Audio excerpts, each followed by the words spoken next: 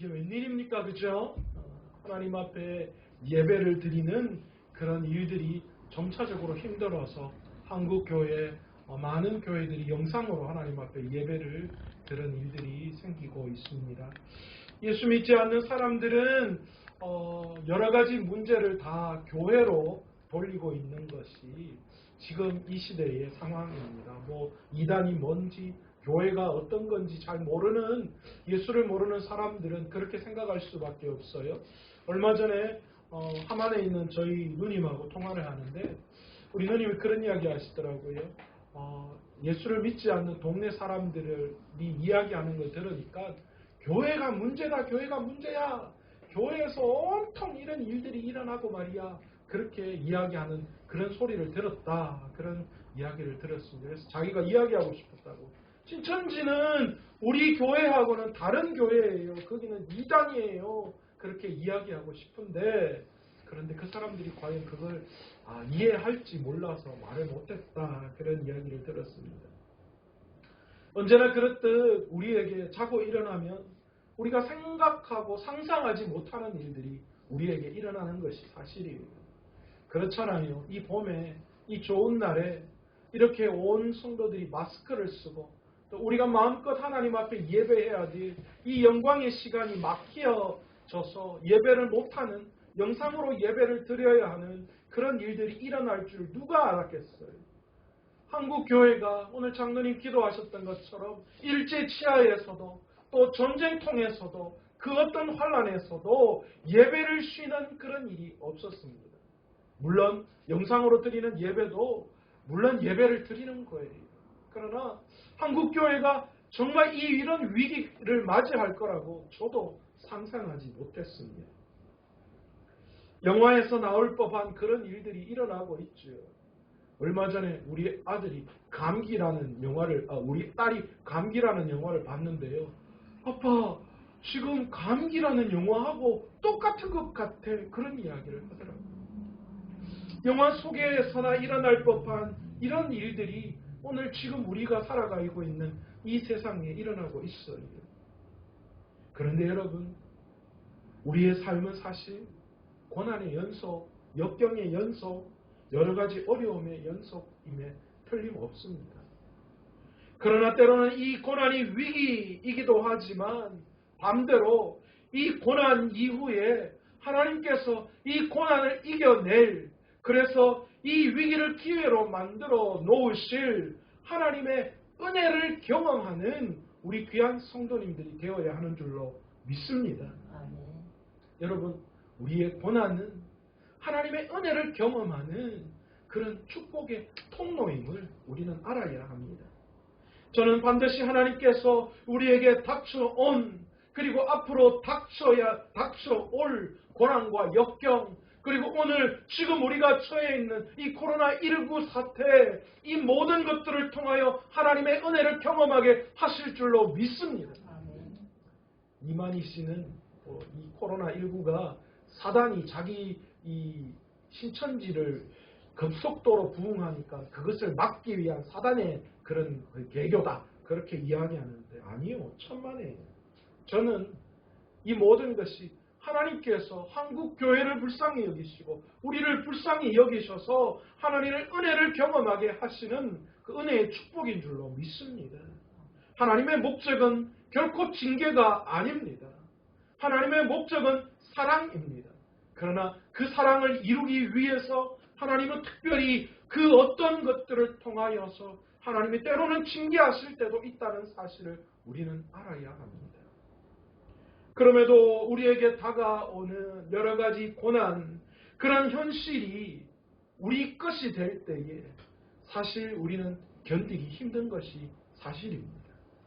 아무리 고난이 위장된 축복이라 해도 막상 고난과 대면하게 되면 언제나 우리의 삶은 힘들 수밖에 없는 것이 사실입니다. 그 옛날 사도 바울도 그랬습니다. 그런데 적어도 사도 바울은 자신의 삶 가운데 일어나고 있는 크고 작은 문제들, 크고 작은 고난을 다스릴 수 있는 방법을 알고 있었던 사람입니다. 그것이 바로 그 고난과 비교할 수 없는 아니 오히려 그 고난을 능가하고 압도하는 하나님의 은혜가 그 삶 가운데, 이 사도 바울의 삶 가운데 있었기 때문입니다. 사실 오늘 본문 3장 전체의 문맥을 보면 바울은 1절을 시작하면서 1절의 이야기 다음에 14절 이하의 말을 하고 싶었던 것입니다. 그러니까 다시 말해서 하나님의 구원의 경륜이 어떻게 이 유대인들과 이방인들에게 증거되어지는가에 대한 그 이야기를 하고 싶었던 거예요. 그런데 그 이야기 중간에, 그러니까 2절에서부터 13절까지 자신의 간증을 이야기하고 있어요. 하나님께서 자신에게 찾아오셔서 자신을 구원해 주신 그 구원의 은혜에 대한 이야기를, 구원의 경륜을 이야기하는 그 중간에 삽입해서 이야기하고 있다라는 거예요. 그 이유가 어디에 있었을까요? 에베소 교인들이 바울을 염려하고 있었기 때문입니다. 지금 바울의 상태는 어떻습니까? 에베소 교회에 이 에베소서를 기록해서 보낼 그 당시 이 바울은 로마의 이 가택연금 상태에 있었던 때입니다. 그 상황 가운데 바울은 편지의 글을 기록해서 에베소 교회에 보내고 있어요. 그러니 편지를 받아보게 될 에베소 교인들이 어떤 마음을 가졌을까요? 바울이 처해 있는 그 상황, 감옥에 갇혀 있는 바로 그 상황 때문에 도리어 그 에베소 교회 성도들이 바울로 말미암아 낙심할 수밖에 없었던 그런 상황 가운데 있었어요. 그리고 또한 여러분 그렇잖아요. 복음을 전했던 바울이 감옥에 갇혀 있어요. 그러면 그 모습을 본 에베소 교회 성도들 중에서 복음에 연약한 자들은 그것을 어떻게 볼 수 있었을까요? 아마 복음의 정체성에 심각한 그런 여러 가지 흔들림이 올 수 있는 상황이에요. 혹시나 나도 예수 믿다가 저렇게 옥에 갇히는 건 아닌가? 어려움 당하는 건 아닌가? 그런 생각들이 아마도 그들 가운데 일어날 수 있었던 것 같아요. 이러한 일들은 우리 중에서도 충분히 일어날 수 있는 일들입니다. 그토록 예수를 잘 믿는다고 이야기했던 사람들이 사업이 쫄딱 망해버렸어요. 건강을 잃고 자녀 문제 때문에 힘들어하고 억울한 사건에 휘말리고 점점 위기에 봉착하게 되는 그런 경우가 나타날 수 있어요. 아니 예수 믿으면 삶의 모든 문제가 떠나간다고 했는데 도리어 예수 믿고 난 다음에 더 어려움이 찾아오는 그런 경우도 있어요. 우리가 지금 겪고 있는 이 코로나19 사태도 마찬가지잖아요. 예배 드리지 못하는 이런 상황들이 일어나요.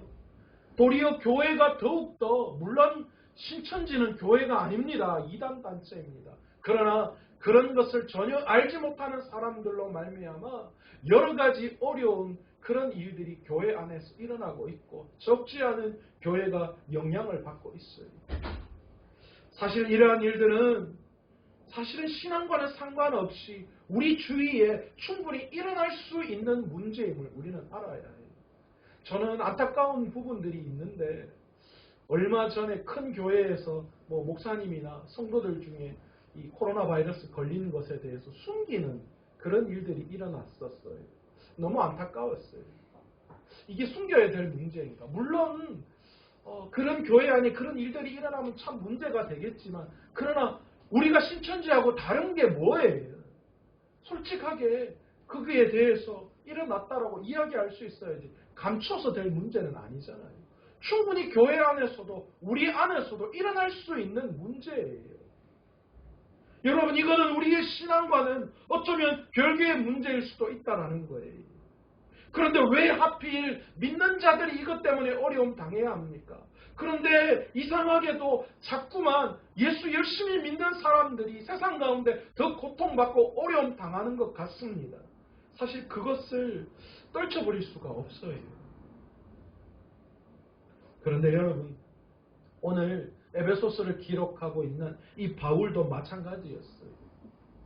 여러분 바울은 유대적 배경에서 이전에 자랑할 만한 모든 그가 가지고 있는 세상의 그 모든 것들을 무엇으로 여긴 사람입니까? 배설물로 여긴 사람이에요. 그의 학벌, 가문, 재산, 세상의 모든 권위가 그에게는 전혀 이제 아무런 자랑거리가 되지 않았던 그런 사람이었어요. 또한 복음을 위해서 자신의 생명까지도 전혀 아끼지 않겠다. 그런 마음으로 하나님의 복음을 위해서 나아갔던 사람이 바울입니다. 그렇다면 하나님께서 그 바울에게 어떻게 하셔야 맞는 거예요? 그의 길을 보호하시고 열어줘야 되는 게 맞는 게 아닙니까? 그래도 적어도 감옥에 가는 억울한 누명을 쓰고 감옥에 가는 그런 일은 그에게 일어나지 않아야 할 그런 일들입니다. 그런데 어떻습니까? 그러나 지금 바울은 로마의 감옥에 갇혀 있는 상황입니다. 바울은 자신에게 일어난 일련의 이 사건에 대해서 에베소 교회 성도들에게 염려하지 말고 낙심하지 말아라고 그렇게 이야기합니다. 하나님을 원망하거나 불평하지 말라고 이야기하는 거예요. 오히려 자신이 그런 상황에 처해 있는 바로 그런 모습들을 보고 에베소 교회 성도들에게 그것이 나에게 도리어 영광이다. 그렇게 이야기하고 있어요. 왜 바울은 에베소 교회 성도들에게 이런 일들이 일어나는 것이 영광이라고 이야기할 수 있었을까요? 그 이유는 두 가지였습니다. 첫 번째는 자신은 지금 로마 황제에 의해서 갇힌 것이 아니라 그리스도 예수의 일로 갇히게 되었다. 그렇기 때문에 자기가 갇힌 그것이 영광이라고 이야기하는 거예요. 그렇습니다. 바울은 당시 로마법에 저촉되는 어떤 사회적 무리를 빚고 구금되건 것이 아니었습니다. 순전히 그리스도 예수의 복음을 전하는 일 때문에 갇힌 바 된 거예요. 적어도 바울 자신이 마음만 먹으면 굳이 로마까지 갈 이유가 없었어요. 그는 로마의 이 시민권을 가지고 있었기 때문에 거기에 합당한 그런 여러 가지 권위가 있었어요. 그러니까 충분히 그것을 외면할 수도 있고 피할 수도 있었는데 그렇게 하지 않았다는 거예요. 왜요? 그것이 복음을 위한 길이기 때문입니다. 그리고 두 번째 더 결정적인 왜 바울이 갇힌 것이 그에게 영광이었는가? 바울에게는 자신의 그 어떤 고난과 비교되지 않는 측량할 수 없는 은혜가 그에게 있었기 때문입니다. 한마디로 말해서 그 모든 고난을 압도하는 은혜의 쓰나미가 있었기 때문이죠. 은혜의 쓰나미 앞에 그의 삶에 다가오는 소소한 그런 고난들은 충분히 묻혀버릴 수 있는 것이었기 때문이죠. 까짓거 로마의 감옥에 갇혀있는 이 정도는 하나님의 은혜의 쓰나미, 하나님이 자신에게 부어주신 그 은혜를 생각할 때 이것은 아무것도 아니라는 거예요. 그렇기 때문에 바울은 에베소 교회 성도들에게 염려하거나 낙심하지 말라 그렇게 말씀하고 계시는 겁니다. 오늘 바울이 이야기하고 싶은 이 은혜의 쓰나미가 무엇일까요? 그 모든 세상에 가지고 있는 세상 속에서 살아가면서 얻을 수 있는 그 고난과 그 모든 어려움과 역경을 이길 수 있는 바로 그 바울이 생각하는 그 은혜의 쓰나미가 무엇일까요? 첫 번째, 바울에게 죽었다가 다시 살아나신 그리스도께서 나타나신 사건, 바로 그것이 바울에게 은혜의 쓰나미였다라는 거예요. 그 사건만 생각하면 여러분 그 어떤 고난도 이겨낼 수 있는 그런 것이었다라는 거예요. 여러분 예수님은 부활의 첫 열매 되셨어요. 성경에 기록된 말씀대로 죽으셨고 성경에 기록된 말씀대로 살아나신 줄로 믿습니다. 무엇 때문에요? 우리의 죄 때문에. 성경은 예수님이 부활하신 것에 대한 증거를 여기저기에서 제시하고 있어요. 베드로를 비롯해서 12제자와 500여 형제들 그리고 사도들에게 예수님의 동생 야고보와 모든 사람들 앞에 나타났다라고 그렇게 성경은 우리에게 증거하고 있어요. 그리고 바울은 베드로전서 15장 8절에서 이렇게 고백합니다. 맨 나중에 만삭되지 못하여 난 자 같은 내게도 보이셨느니라. 성경대로 우리를 위해서 십자가에 죽으시고 말씀대로 부활하신 그 예수 그리스도께서 많은 사람들에게 나타난 것만으로도 부족하여서 만삭되지 못한 나 같은 자에게도 주님 부활하신 예수 그리스도 그 놀라운 영광으로 자신을 만나주시고 나타나주셨다라는 것을 고백하고 있는 거예요. 여러분, 내게도 보이셨다 그렇게 말씀하셨어요. 내게도라는 말은 어떤 말이에요? 자기같이 그 은혜를 받을 자격도 없는 자에게 하나님은 은혜를 베풀어 주셨다라는 것이에요. 그 구원의 은혜를요. 바울은 교회를 핍박하는 자였어요. 그러니 예수님의 그 부활의 영광을 받을 자격이 없는 자였어요. 그럼에도 불구하고 그런 내게도 주님은 은혜를 보이셨다라는 거예요. 그것만 생각할 때, 그는 그 은혜만을 생각할 때 그의 삶 앞에 놓여져 있는 그 어떤 어려움과 그 어떤 고난이 자기에게 닥쳐온다 하더라도 그것이 영광일 수밖에 없다는 거예요. 자기를 만나주시고 자기 앞에 나타나주신 그 부활의 예수 그리스도의 그 은혜의 쓰나미 앞에서 못 덮을 고난이 없다라고 그렇게 말씀하고 계시는 거예요. 그리고 내게도 보이셨다 그렇게 말씀하는 거예요. 자신이 하나님의 구원을 얻기 위한 그 어떤 노력을 한 게 아니라, 그런 자격이 그에게 있어서 그런 것이 아니라, 주님은 그럴 만한 가치 없는 자신에게, 도리어 십자가를 핍박하고 도리어 예수를 핍박했던 자신 같은 그런 자에게 하나님은 은혜로 나타나 주셔서 자신을 구원해 주셨다 그렇게 말씀하고 계시는 거예요. 우리가 살면서 맞닥뜨리는 그 어떤 문제들 모두가 다 결국은 이 땅에 속하 있는 거예요. 이 땅에서만 유효한 거예요. 여러분, 코로나19 바이러스가 하늘에서도 통하겠어요? 여러분이 지금 당하고 있는 고난과 역경, 그거 그대로 죽으면 하늘에까지 올라가겠어요? 천만에요. 지금 속해 있는, 이 땅에 속해 있는 우리들의 모든 문제는 다 이 땅에 있는 것이고 유효한 것, 그러니까 늘 끝날 거예요. 하지만 우리가 얻게 된 구원은 어떻습니까? 우리가 얻게 된 구원은 이 땅에서만 통하는 게 아니에요. 어쩌면 더 큰 하나님의 나라에서 통하는 거예요. 영원히 우리에게 주어진 그런 삶의 결정이라는 거예요. 우리는 삶의 이런저런 문제 앞에서 나를 구원해 주신 그 은혜에 감사해야 하는 줄로 믿습니다. 그 은혜가 모든 문제를 압도해야 하는 줄로 믿습니다. 여러분, 그 경험해 보셨어요? 내게 베풀어 주신 구원의 은혜, 그 구원의 은혜 가지고 너무나도 감동해서 감사해 본 적이 있으세요? 여러분, 예수 그리스도를 인격적으로 만난 첫사랑 그때를 여러분 돌이켜 보세요.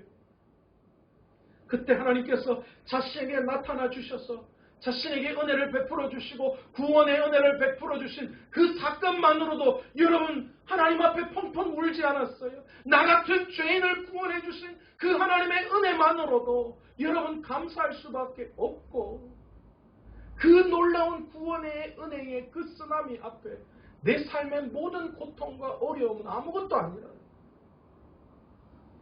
우리가 알아야 할 것은 이 구원의 은혜에 날마다 감사하는 성도들이 되어야 한다는 거예요. 더 이상 고민과 걱정, 근심과 염려가 우리를 붙들 수 없습니다. 아무리 힘들고 어려운, 견딜 수 없는 그런 아픔이 있어도 구원의 은혜를 생각하며 그래도 감사할 때에 하나님은 우리에게 구원의 은혜의 그 쓰나미로 우리의 삶의 모든 고통과 어려움을 덮어버리시는 분이신 줄로 믿습니다. 코로나19 바이러스요, 천만에요. 하나님의 은혜의 쓰나미에 비하면 그건 아무것도 아니에요.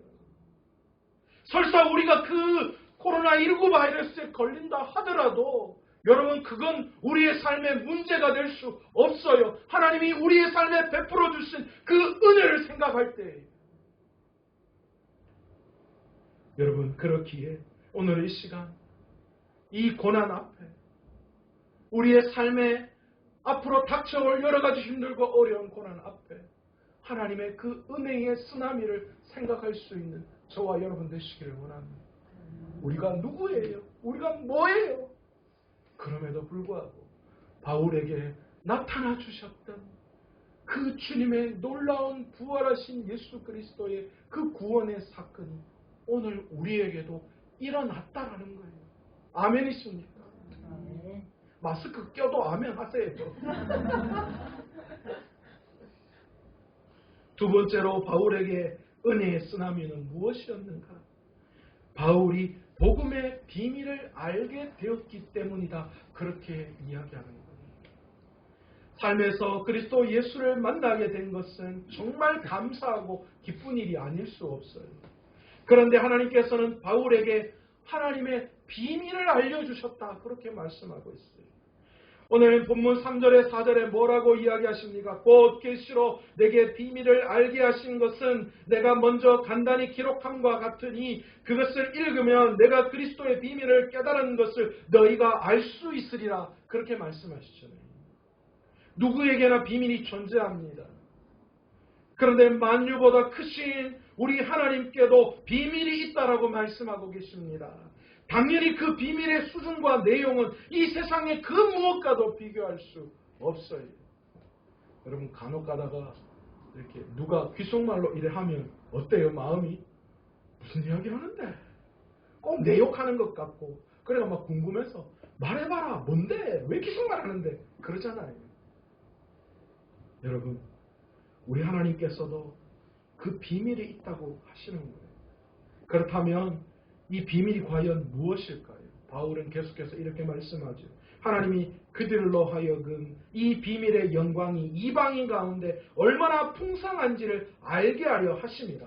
이 비밀은 너희 안에 계신 그리스도니 곧 영광의 소망이니라. 여러분 오늘 하나님이 가지고 계신 그 은밀한 비밀, 하나님의 비밀이 뭐라고 성경은 말씀하고 있습니까? 예수 그리스도시라고 분명하게 우리에게 말씀해 주고 있습니다. 다시 말해서 하나님의 비밀은 예수 그리스도세요. 다른 비밀이 아니에요. 좀 더 정확하게 말하면 하나님께서 그 아들 예수 그리스도를 통하여서 우리에게 행하실 구원의 그 비밀이에요. 오늘 본문은 6절에서 이렇게 말합니다. 이는 이방인들이 복음으로 말미암아 그리스도 예수 안에서 함께 상속자가 되고 함께 지체가 되고 함께 약속에 참여하는 자가 됨이니라. 좁은 의미로 이 비밀은 유대인들과 이방인들이 그리스도 안에서 하나가 되어지는 것을 말씀하고 있어요. 그러나 넓은 의미로서 이 비밀은 만물을 통일하시고 종말적인 하나님의 놀라운 구원의 계획이 있음을 이야기하는 거예요. 그러니 하나님의 비밀은 뭐예요? 예수 그리스도를 통하여 온 우주를 하나님이 창조해 놓으신 이 창조하신 이 세상을 뭐 하시는 거예요? 새롭게 만드신다라는 거예요. 하나님의 구원의 놀라운 은혜로 하나님께서 그 놀라운 구원의 비밀 예수 그리스도로 말미암아 이 세상을 새롭게 하셔서 하나님의 자녀로 세우시겠다는 그 계획하심이 하나님의 크고 은밀한 비밀이라는 거예요. 그런데 이것이 비밀인 이유는 아무에게나 이 사실을 알게 하고 싶지 않기 때문입니다. 그래서 바울은 자기와 같은 이 사도들과 선지자들에게 성령으로 알리셨다. 그렇게 말씀하고 있어요. 한마디로 전 우주적 하나님의 비밀 프로젝트를 일부 사람들에게만 알게 하셨다라는 거예요. 그런데 그 일부의 사람이 누구예요? 바로 우리들이잖아요. 하나님은 그 비밀을 우리에게 말씀해 주셨어요. 하나님의 비밀, 그 비밀을 우리에게 예수 그리스도를 통하여 하나님의 구원의 놀라운 계획을 말씀해 주셨다는 그 놀라운 비밀을 우리에게 말씀해 주셨어요. 어느 날 대기업의 사장이 저기 밑에 있는 부하 직원 하나를 불러서 내가 너에게만 이야기하는데 우리 회사에 이런 프로젝트가 있어. 그러니까 너 거기에 준비해. 그렇게 이야기했다면 그 비밀 프로젝트를 들은 이 사람의 마음은 어떨까요? 여러분 놀랍지 않습니까? 제가 여러분 중에 누구만을 불러서 제가 특별히 이야기하는데요. 이게 이런 일이 있어요. 이런 비밀이 있어요. 그러면 여러분의 마음이 어떻겠어요? 특별함이 생기지 않겠어요? 하나님은 이 세상 우주 만물의 많은 사람들을 창조하시고 그 중에 특별히 우리를 선택하시고 하나님의 비밀을 알게 하시고 그것을 증거하게 하셨어요. 그 특별한 사람이 누구예요? 우리라는 거예요. 바울은 자신같이 부족하고 연약한 자에게 구원을 베풀어 주신 그 은혜도 하나님의 은혜의 쓰나미인데 그것 말고 하나님이 자신에게 나타나 주셔서 하나님의 그 구원의 비밀, 하나님의 그 비밀이 예수 그리스도인 것을 가르쳐 주셔서 자신을 통하여 복음의 놀라운 능력을 드러나게 하셨다는 그것이 자신이 감당할 수 없는 하나님의 은혜의 쓰나미라고 오늘 우리에게 말씀해 주고 있는 것. 우리가 그런 사람, 자신이 그런 은혜의 사람이다. 그것만 생각하면 자신이 감옥에 갇혀있고 죽도록 복음을 전하면서 맞고 업신 여기고 조롱당하고 어려움 당해도 그건 아무것도 아니라는 거예요. 그건 하나님의 은혜를 생각하면 보잘것없는 것에 불과하다는 거예요. 하나님이 놀랍게 그 은혜로 채워주시기에 그런 건 문제가 되지 않는다고 이야기하는 거예요. 마지막으로 바울이 이 바울의 쓰나미 같은 은혜는 무엇인가? 자신을 복음의 일꾼 되게 하셨다라는 거예요. 복음의 비밀을 가르쳐 주신 것으로 끝나는 것이 아니라 그 복음의 비밀을 가지고 주님의 일꾼 삼아 주신 그것에 그 은혜에 자신은 감사할 수밖에 없다라는 거예요. 그것이 자신에게 베풀어 주신 하나님의 은혜의 쓰나미라고 그렇게 이야기하는 거예요. 여러분, 바울이 누구였습니까? 바울은 복음을 핍박하는 자였어요. 바울은 도대체 하나님의 사도로 부르심을 받을 일꾼의 자격을 전혀 갖추지 않은 사람이었어요. 여러분, 이 사도라고 칭함을 받기 위해서는 예수님의 공생의 기간에 함께하고 예수님의 부활을 바라보아야 하는 그런 여러 가지 조건이 있었는데 바울은 거기에 전혀 포함되어지지 않은 사람이었어요. 그럼에도 불구하고 하나님께서는 이 바울에게 사도라는 직분을 주셨어요. 하나님의 일을 맡겨주신 거예요. 자기같이 부족하고 연약한 자를 통하여 하나님의 복음을 감당할 수 있는 복음의 일을 맡은 자로 하나님이 삼아 주셨다. 그렇게 말씀하고 있는 거예요. 여러분, 교회를 하다 보면 여러 가지 일들이 일어나요. 그래서 사람들은요, 교회 안에서 일꾼 되기를 때로는 거절할 경우가 있어요. 어떤 사람들은 교회의 직분이 명예직으로 생각해서 거기에 엄청 탐내는 사람도 있고, 어떤 분들은 교회 일꾼을 세우려고 하면 부담된다고, 그 일하는 거 부담된다고 거부하는 사람도 있어요. 그러나 여러분, 그 하나님이 맡겨주신 그 일이 그 일꾼 삼아주시는 하나님의 은혜가 얼마나 큰지 몰라요. 바울은 자기같이 부족한 사람, 연약한 사람, 스데반 순교회를 방광했던 사람, 집집마다 그리스도 믿는 사람들 찾아다니면서 옥에 가두는 그런 일을 했던 자신같이 부족하고 연약한 죄인을 하나님의 일꾼 삼아주신 것에 대해서 얼마나 감사인지 몰라요. 여러분, 저와 여러분이 마찬가지 아닙니까? 우리가 누구입니까? 벌레만도 못한 죄인 아니었습니까? 하나님 앞에 구원받을 그 어떤 조건도 없는 자들 아니었습니까? 우리가 죄인 중에 괴수 아니었습니까? 그런데 여러분, 그런 우리들을 하나님이 하나님의 복음의 비밀을 감당할 일꾼 삼아 주신 거예요. 놀랍지 않습니까? 여러분, 하나님께서 바울을 사도로 삼으신 이유가 따로 있었어요. 그의 가문, 그의 학벌, 그가 가지고 있는 여러 가지 재반 사항들이 뛰어났기 때문에 하나님이 그를 사용하셨을까요?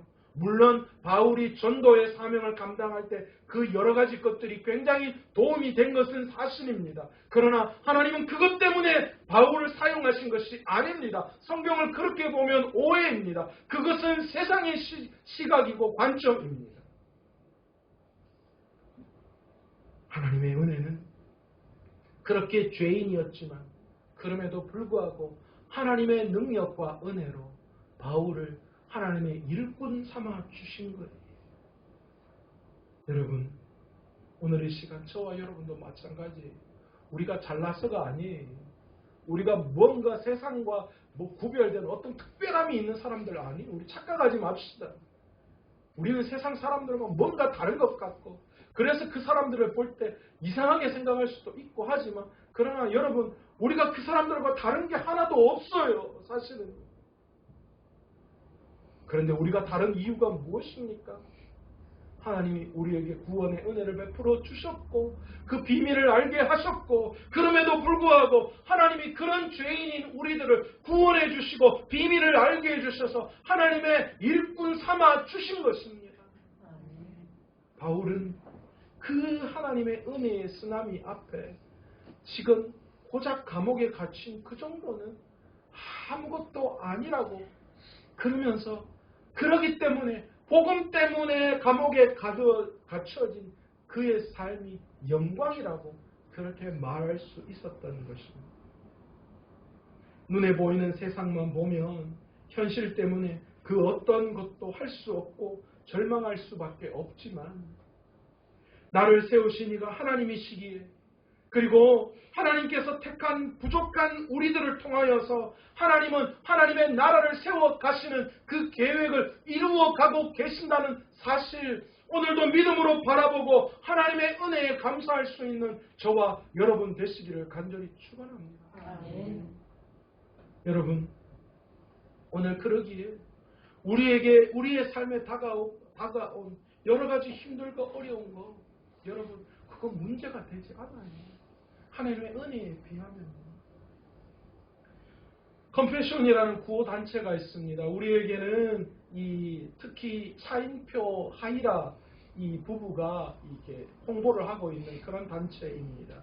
연예인들이 주축이 되어서 운영하는 여러 가지 힘들고 어려운 아이들에게 찾아가서 그들에게 도움을 주는 그런 단체인데요. 어느 날 차인표 씨가 인터뷰 중에 당신이 생각하는 가장 존경하는 사람은 누구냐고 그렇게 이 아나운서가 차인표 씨에게 물었습니다. 그랬더니만 이 차인표 씨 입에서 김정아 목사님이라고 그렇게 이야기를 하는 거예요. 김정아 목사님. 그분이 누구신가? 그는 경기도 성남에 위치한 조그마한 개척교회의 목사님이십니다. 그런데 컴패션 단체를 우연하게 알게 되었고, 너무 자기도 그 사역에 동참하고 싶은 마음이 있었지만, 그런데 교회의 재정과 자신의 삶의 형편을 볼 때에 전혀 그렇게 도울 수 없는 그런 상황이었기에 안타까워하다가, 그런데 생각을 해냈어요. 교회 1층에다가 구두를 닦는 함을 만들어 놓고 구두를 닦으면 거기에서 생기는 이익금으로 내가 컴패션 단체를 도우면 되겠다, 그렇게 생각했던 거예요. 그래서 구두 닦기 함을 교회 1층 밑에다 갖다 놓고 구두를 닦기 시작하셨어요. 그래서 여러분, 7명의 아이를 돕는 그런 놀라운 일을 행하셨던 분이에요. 그런데 이게 웬일입니까? 갑자기 그 김정아 목사님에게 루게릭 병이 찾아왔습니다. 루게릭 병은 근육이 무기력해지는 거예요. 그러니까 우리 몸은 움직이기 위해서 우리의 모든 장기도 다 근육에 의해서 움직이잖아요. 그래서 이 루게릭병에 걸리면 나중에 심장도 뛰지 않는 거예요. 더 이상 어떤 일도 할 수 없는 그런 상황 가운데 놓여져 있습니다. 목사님은 좌절하고 낙심할 수밖에 없었습니다. 내게 왜 이런 일이 찾아오지? 그런데 놀라운 것은요, 목사님은 그 상황 가운데 더 이상 좌절하고 낙심하며 인생을 허비하지 않았다라는 거예요. 그 속에서 하나님의 사랑을 발견했어요.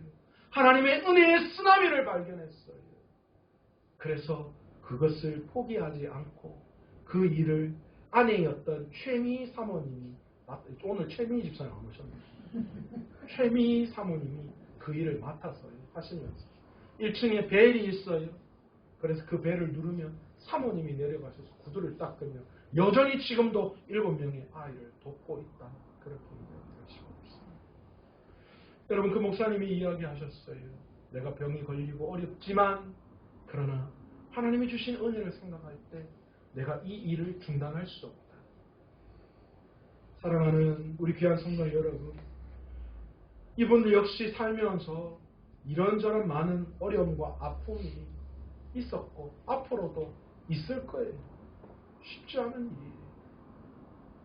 지금 우리도 마찬가지잖아요.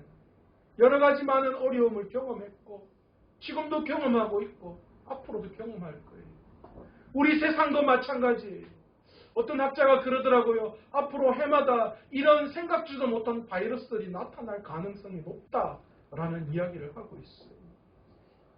그럴 때마다 우리가 이런 위기와 공포 속에 살아가야 할까요?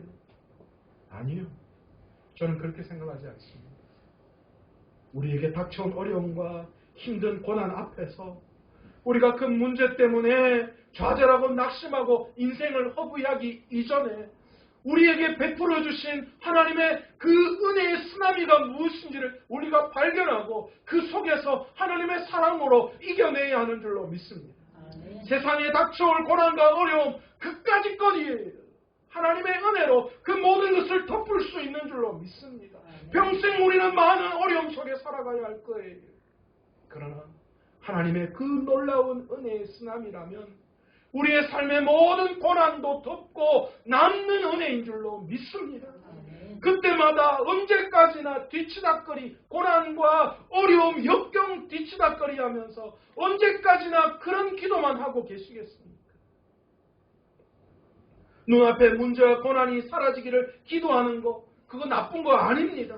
그런데 우리의 평생 문제의 연속이에요. 그래서 결국은 기도해봤자 하나님 고작 내 삶의 문제를 따라가게 해달라는 그런 기도만으로 우리의 삶을 허비한다면 그건 정말 어쩌면 어리석은 일일 수도 있어요. 그때마다 우리가 그 문제 앞에 벌벌 떨고 있는 그런 모습이 아니라 우리에게 베풀어 주신 구원의 그 놀라운 은혜는 그 정도로 끝나는 그것이 아니라 그 모든 고난과 어려움을 덮을 수 있는 하나님의 은혜이시기에 오늘도 그 하나님의 은혜를 생각하며 오늘 우리의 삶에 가지고 있는 여러 가지 문제를 주님의 은혜 앞에 가지고 나와서 그 하나님이 우리의 삶에 베풀어 주신 그 은혜의 쓰나미 앞에 감사할 수 있는 저와 여러분 되시기를 간절히 축원합니다. 왜 우리가 그것을 못 누리고 있을까요? 왜 우리에게 베풀어 주신 그 구원의 그 은혜의 쓰나미 그것을 우리가 못 누리고 있을까요? 사단은 무슨 수를 써서라도 우리 그리스도인들로 하여금 그 구원의 기쁨, 그 비밀, 그 일꾼 삼은 그 기쁨과 감격을 누리지 못하도록 우리를 틈만 나면 우리 안에 베풀어진 은혜를 빼앗아가려고 노력하고 있습니다. 여러분, 오늘 이 시간 예배 자리에 나온 여러분, 이게 얼마나 은혜입니까? 오늘도 건강한 모습으로 이 하루를 시작하는 거 얼마나 은혜입니까? 무엇보다도 가장 큰 은혜가 무엇입니까? 지금 죽어도 천국 갈 수 있다는 하나님의 그 놀라운 구원의 계획.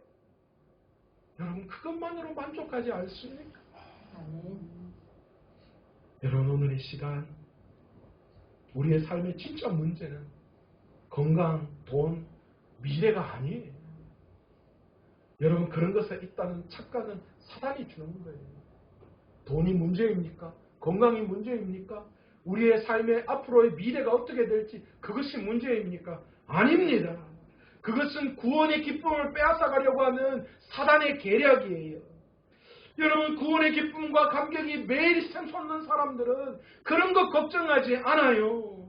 날마다 하나님 앞에 나와서 주님 앞에 예배하고 하나님의 구원의 기쁨 때문에 감사하고 하나님의 말씀 듣기를 그것을 너무너무 갈구하고 있는 마음이 우리 안에 샘솟아날 수밖에 없는 거예요.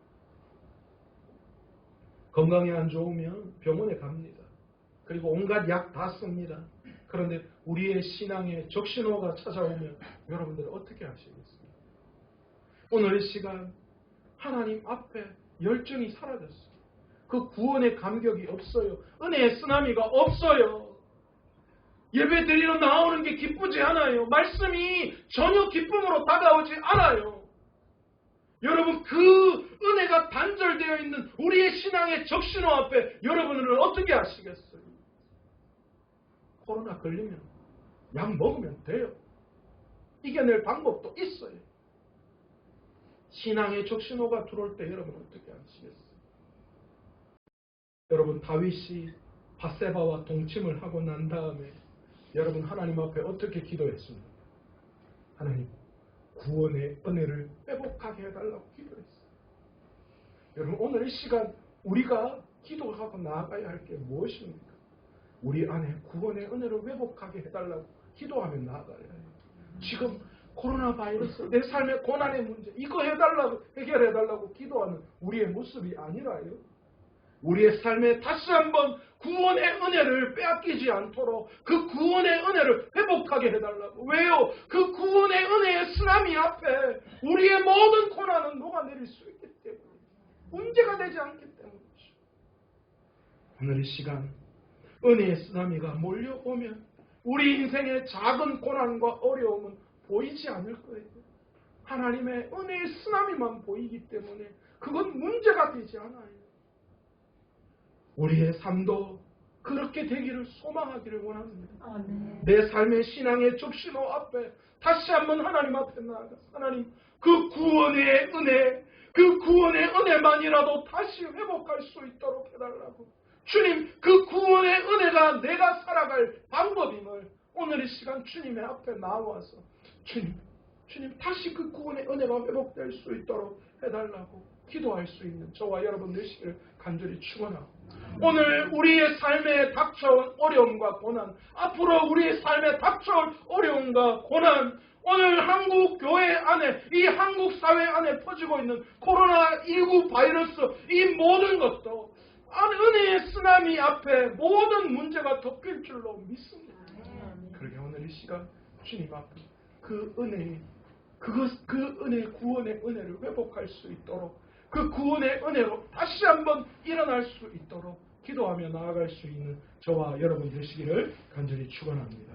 오늘 이 시간 함께 기도하기를 원합니다. 기도할 때에 주님 그렇습니다. 지금까지 내 몸 아픈 거는 너무너무 예민하게 먹고 약 먹고 이런 여러 가지 것들을 준비했는데 과연 내 신앙의 적신호 앞에 과연 나는 지금 뭘 하고 있는지 내가 오늘 하나님 앞에 나오는 것이 말씀의 기쁨이 사라졌다면 그게 신앙의 적신호예요.